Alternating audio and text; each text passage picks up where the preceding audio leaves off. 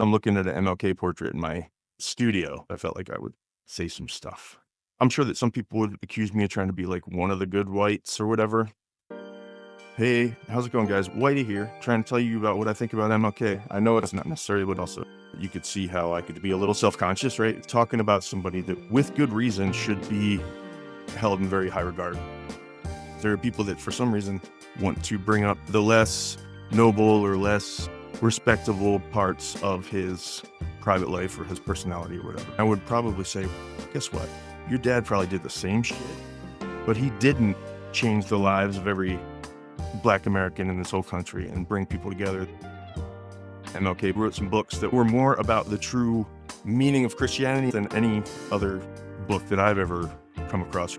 Pick up a book of his sermons and you don't have to be a Christian to get what this guy was about. And I like him a lot, okay? Here's a guy who's rebellious, but too big of a person to get violent. You could look at the track record of the movement that Dr. Martin Luther King Jr. led with his words and his leadership, and you can see how much of an effect that had on the hearts and minds of people in this country. What was more effective? Destroying property with righteous anger. And by the way, people got a right to be angry. That's not the point. You know what I mean? The point is, what was the result? And the result of that movement was a complete change and an argument using Christianity, which is, to me, the most true and noble application that you could possibly have. Love your neighbor as yourself. All men are created equal, right? This is the reason why Jesus got crucified is because he was a rebel. He was rebelling against the conventional thinking of the time. He was rebelling against the power of the time.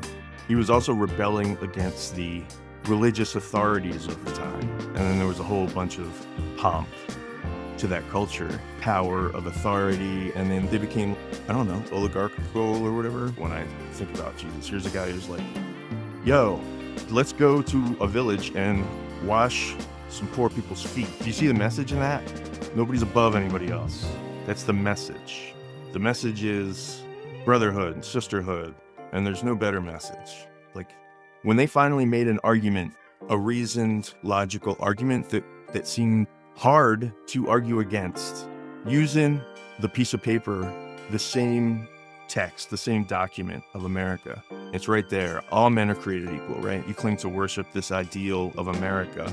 And guess what it says right there? First line, first paragraph, all men are created equal, right? We aren't living up to that.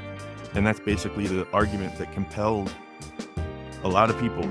It might have not have convinced people that were trying to hold on to power just because they wanted to hold on to power.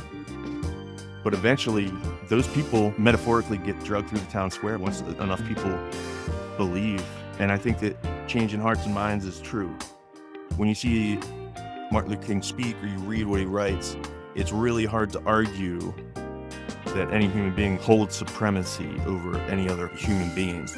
If you're going to church on Sunday and walking back out, still holding that belief, you got something wrong fundamentally.